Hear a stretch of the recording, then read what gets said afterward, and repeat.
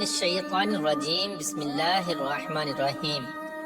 اللہ تبارک و تعالیٰ کے نام سے شروع جو بڑا مہربان اور نہایت رحم کرنے والا ہے۔ ایک ایسی قوم جس پر اللہ تبارک و تعالیٰ نے اپنا دردناک عذاب نازل فرمایا اور اس قوم کے تمام لوگوں کو بندر بنا دیا۔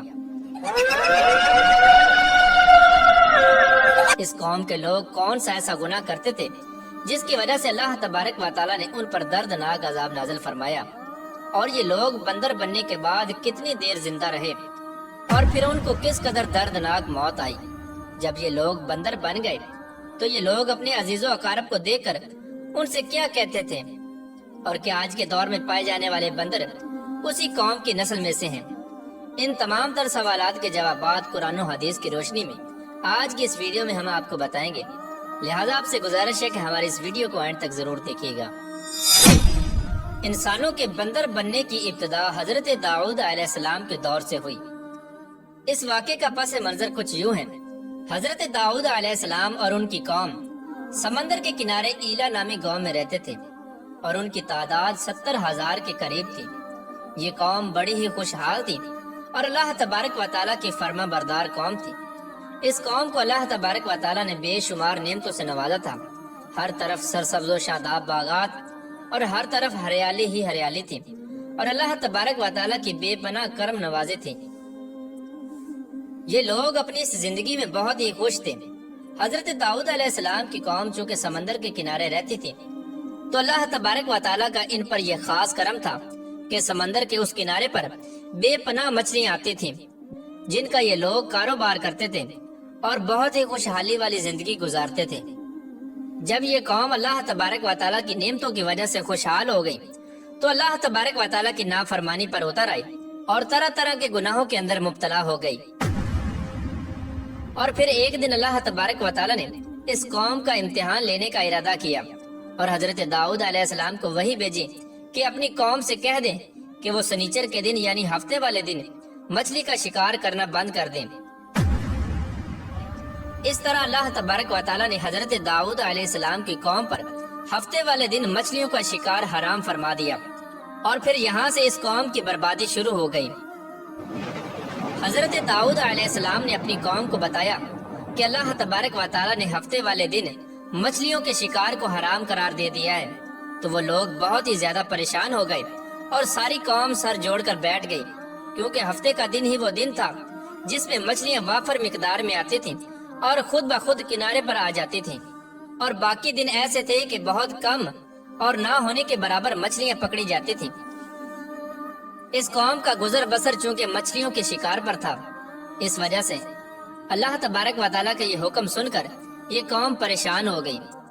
یہ نہیں جانتے تھے کہ اللہ تبارک و تعالیٰ کی طرف سے یہ ایک آزمائش ہے۔ پھر ایک دن شیطان نے ان کو وسوسہ ڈالا کہ سمندر سے نالیاں نکال کر خشکی میں بڑے بڑے حوض بنا لیے جائیں۔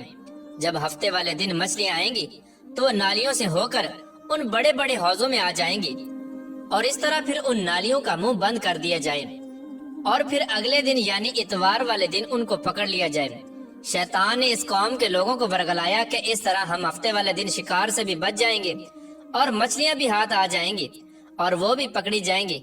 بہت سے لوگوں کو یہ ہلا بازی اچھی لگی اور انہوں نے ایسا کرنا شروع کر دیا اور سمندر سے چھوٹی چھوٹی نالیاں نکال کر بڑے بڑے حوضوں میں ڈال دیں، جس کے ذریعے وافر مقدار میں مچھلیاں ان حوضوں میں داخل ہو جاتی۔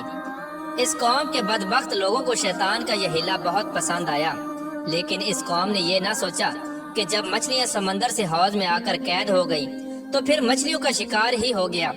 اس لیے یہ شکار بھی ہفتے والے دن ہی قرار پایا جو اللہ تبارک و تعالیٰ نے حرام قرار دیا تھا۔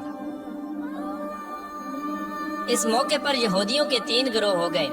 کچھ لوگ ایسے تھے جو شکار کے اس شیطانی ہلے سے منع کرتے تھے اور ناراض و بیزار ہو کر شکار سے باز رہے، اور کچھ لوگ اس کام کو دل سے برا جان کر خاموش رہے، لیکن انہوں نے شکار نہ کیا اور دوسروں کو منع بھی نہ کرتے تھے، بلکہ یہ لوگ منع کرنے والوں سے یہ کہتے تھے کہ تم لوگ ایسی قوم کو نصیحت کرتے ہو جنہیں اللہ تبارک و تعالیٰ ان قریب ہلاک کرنے والا ہے اور ان پر اپنا دردناک عذاب نازل فرمانے والا ہے۔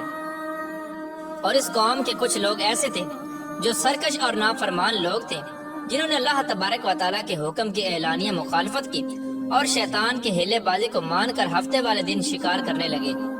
یہ لوگ اللہ تبارک و تعالیٰ کے حکم کی کھلا مکھلا مخالفت کرتے اور ہفتے والے دن مچھلیوں کا شکار کر کے ان کو کھایا کرتے اور بیچا کرتے۔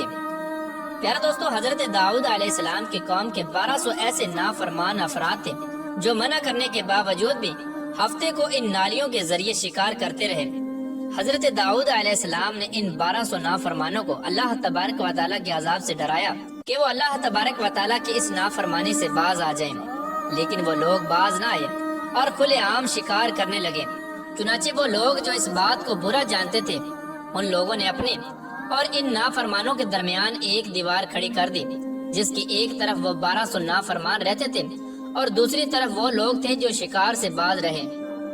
حضرت داؤد علیہ السلام نے اپنی اس قوم کے نافرمانوں کو بارہا سمجھایا، لیکن یہ لوگ اپنی نافرمانی سے باز نہ آئے اور اسی طرح اللہ تبارک و تعالیٰ کی نافرمانی کرتے رہے اور شکار کرتے رہے۔ پھر ایک دن حضرت داؤد علیہ السلام نے غضبناک ہو کر شکار کرنے والوں پر لعنت فرما دی۔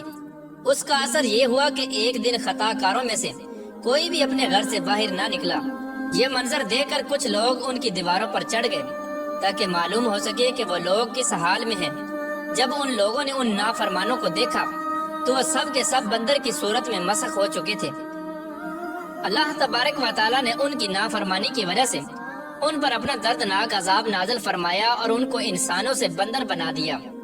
جب لوگ ان مجرموں کا دروازہ کھول کر ان کے گھر میں داخل ہوئے تو وہ بندر اپنے رشتہ داروں کو پہچانتے تھے اور ان کے پاس آ کر ان کے کپڑوں کو سونگتے تھے اور زاروں کی طرح روتے تھے، لیکن وہ کچھ بول نہ سکتے تھے۔ اللہ تبارک و تعالیٰ کے ان نافرمان بندر بن جانے والے لوگوں کی تعداد 12,000 تھی۔ ان 12,000 لوگوں نے اللہ تبارک و تعالیٰ کی نافرمانی کی اور اللہ تبارک و تعالیٰ نے ان کو بندر بنا دیا، جس طرح کہ اللہ تبارک و تعالیٰ سورہ بقرہ میں ارشاد فرماتا ہے، اور بے شک ضرور تمہیں معلوم ہے تم میں کہ وہ جنہوں نے ہفتے میں سرکشی کی تو ہم نے ان سے فرمایا کہ ہو جاؤ بندر دھتکارے ہوئے۔ اس طرح حضرت داؤد علیہ السلام کی قوم کے 12,000 نافرمان بندر بن گئے۔ یہ لوگ 3 دن تک زندہ رہے اور اس دوران یہ کچھ نہ کھا سکتے تھے اور نہ ہی پی سکتے تھے، بلکہ یوں ہی بھوکے پیاسے سب کے سب ہلاک ہو گئے اور 3 دن کے اندر سب کے سب مارے گئے۔ اور وہ لوگ جو ان نافرمانوں کو اللہ تبارک و تعالیٰ کی اس نافرمانی سے منع کرتے تھے، اللہ تبارک و تعالیٰ نے ان کو اس عذاب سے سلامت رکھا، اور وہ لوگ جو اس شکار کو برا جان کر خاموش رہتے تھے، اللہ تبارک و تعالیٰ نے ان کو بھی اس عذاب سے سلامت رکھا۔ پیارے دوستو، اب بات کرتے ہیں کہ آج کے دور کے بندروں میں سے کیا کوئی بندر ان کی نسل میں سے بھی موجود ہے، یا آج کے دور میں پائے جانے والے بندر انہی بندروں کی نسل میں سے ہیں؟ اس کے متعلق روایات میں آتا ہے کہ حضرت عبداللہ بن مسعود رضی اللہ تعالیٰ عنہ سے روایت ہے کہ حضور پاک صلی اللہ تعالیٰ علیہ وآلہ وسلم سے کسی نے سوال کیا کہ آج کے بندر کیا حضرت داؤد علیہ السلام کی قوم سے ہیں؟ تو حضور نبی کریم رؤوف الرحیم صلی اللہ تعالیٰ علیہ وآلہ وسلم نے ارشاد فرمایا کہ اللہ تبارک و تعالیٰ جس قوم پر عذاب بھیجتا ہے یا ان کی شکلوں کو مسخ کرتا ہے تو یہ عذاب انہی پر ہوتا ہے جن پر وہ عذاب نازل ہوا تھا، اور اس کے بعد اللہ تبارک و تعالیٰ ان لوگوں کو ہلاک کر دیتا ہے اور ان کی آگے نسل نہیں بڑھتی۔ اس لیے یہ بات غلط ہے کہ کچھ لوگ یہ سوچتے ہیں کہ آج کے بندروں میں بھی حضرت داؤد علیہ السلام کی قوم کے بندر بننے والوں کی نسل موجود ہے۔ ایسا کچھ بھی نہیں ہے۔ وہ لوگ صرف اور صرف 3 دن زندہ رہے اور اس کے بعد سب کے سب ہلاک ہو گئے، اور اللہ تبارک و تعالیٰ نے اس قوم کے نافرمانوں کو صفحہ ہستی سے مٹا دیا۔